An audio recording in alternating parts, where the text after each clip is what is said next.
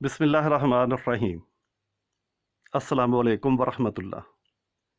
نیت، ارادے اور اللہ کی مدد۔ ایک شرابی کے ہاں ہر وقت شراب کا دور رہتا تھا۔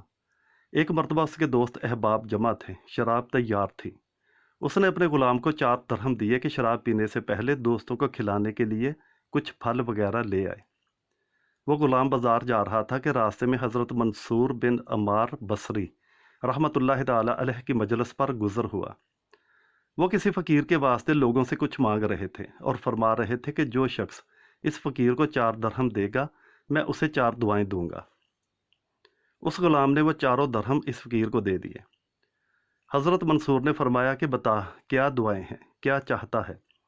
غلام نے کہا کہ میرا آقا، میں اس سے خلاصی چاہتا ہوں۔ حضرت منصور نے دعا فرمائی اور پوچھا کہ دوسری دعا کیا ہے؟ غلام نے کہا کہ مجھے ان درہموں کا بدل مل جائے۔ حضرت نے اس کی یہ دعا بھی فرمائی اور پوچھا کہ تیسری دعا کیا ہے؟ غلام نے کہا کہ حق تعالیٰ میرے سردار کو توبہ کی توفیق دے اور اس کی دعا قبول کر لے۔ آپ نے یہ دعا بھی کی اور پوچھا کہ چوتھی دعا کیا ہے؟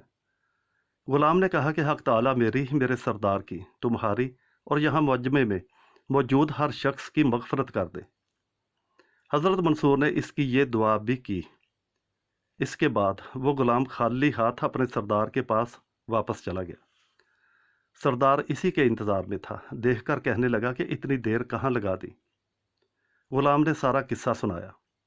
سردار نے ان دعاؤں کی برکت سے بجائے غصہ ہونے اور مارنے کے یہ پوچھا کہ کیا کیا دعائیں کروائیں؟ غلام نے کہا کہ پہلی تو یہ کہ میں غلامی سے آزاد ہو جاؤں۔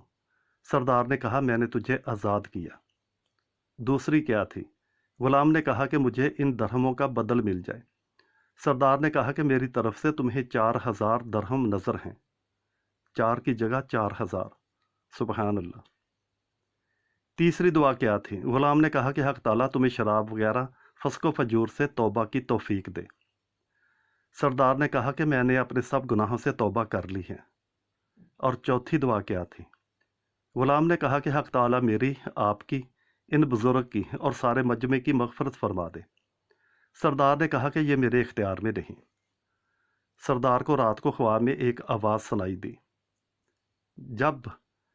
جب تو نے وہ تینوں کام کر دیے جو تیرے اختیار میں تھے تو کیا تیرا یہ خیال ہے کہ اللہ وہ کام نہیں کرے گا جس پر وہ قادر ہے؟ سبحان اللہ۔